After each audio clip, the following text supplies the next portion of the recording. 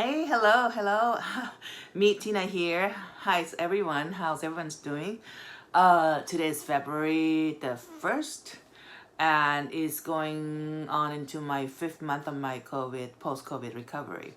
So on my videos, you're gonna notice that I'll be specifically talking about each symptom of post-COVID that I have.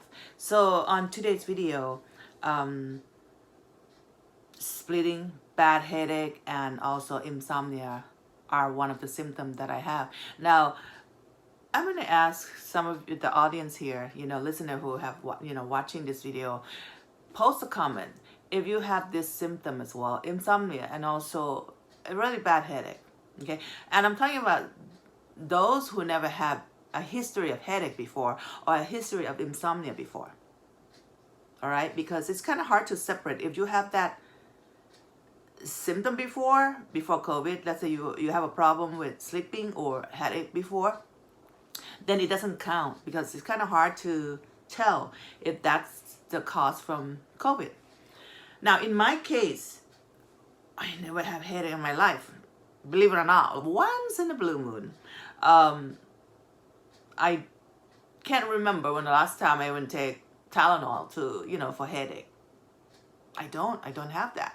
So I'm kind of fortunate, in that department, not having to experience a headache like most people do.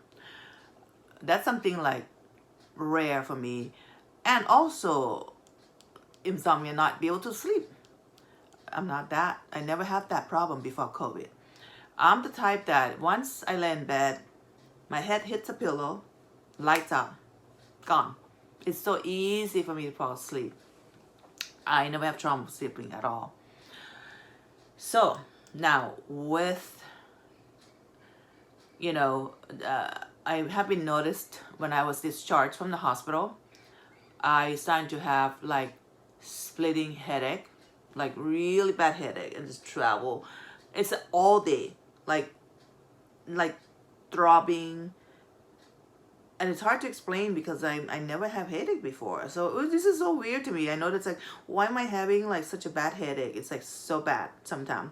And it's been going on for a good first 2 months. Right now, I don't really feel it. I just noticed that. And, but insomnia, I'm still having problem with it. I don't sleep that many hours, probably like 4-5 hours a day. I would stay up all night. Sometimes I would go to bed like 8-9 p.m. and I would sleep like 3 hours. And around midnight or 1 o'clock, I'll be up all the way up until my morning alarm goes off at 5:30 or 6. So I turn off the alarm now, just so hopefully it allow me to sleep longer. But going on 5th month now, I still have trouble sleeping 6 hours a day or 8 hours a day. I will be staying up pretty much all night most of the time. And when it happens like 2-3 days in a row, then the 4th day, so for example, let's say I have 3 days of not able to sleep really that many hours, 3 hours a day. On the 4th day, it will knock me out because my body just give up, tired, and wanted to sleep. So this has been going on for 4 months now. I have to take melatonin quite often. And then sometimes taking one melatonin is not enough. I have to take 2. And then it'll put me to sleep.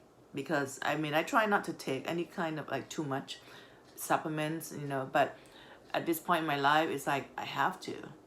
I take melatonin quite often, actually. So these are the symptoms, the 2 specific symptoms that I have. One of them, headache, is kind of like subside and gone because I don't really feel it now. Although I had an appointment for MRI scan on my brain, just in case.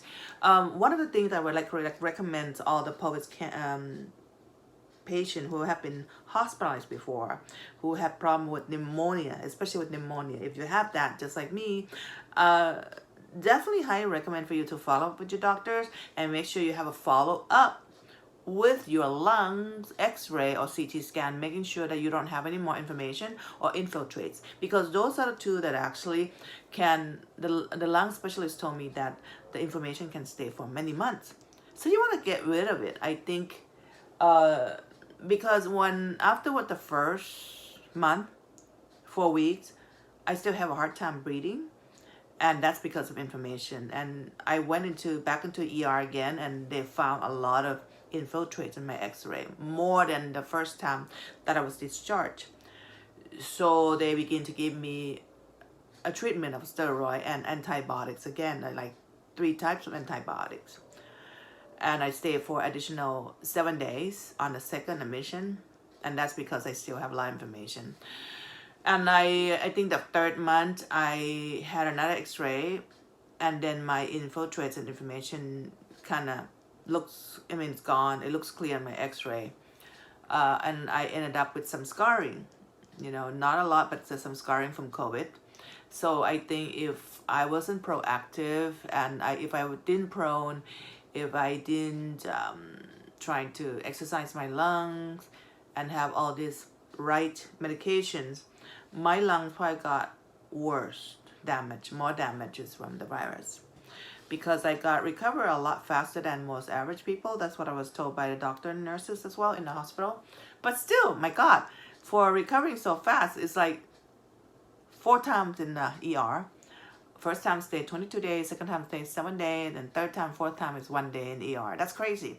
And my inflammation lasted about 2 months. 2 months. So please be proactive. If you have this, make sure you got your appointment for your lung x-ray.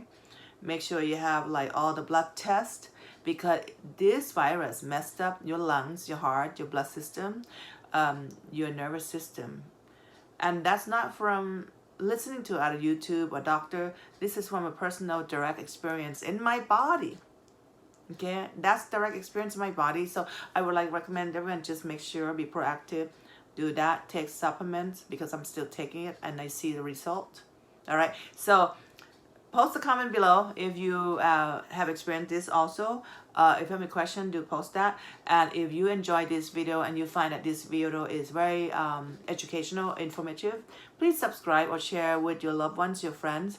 Perhaps, you know, when we start to learn about it, when you are educated or when you learn more about just about anything, the more growth you have, the more you can prevent from you being sick or being in an accident, whatever.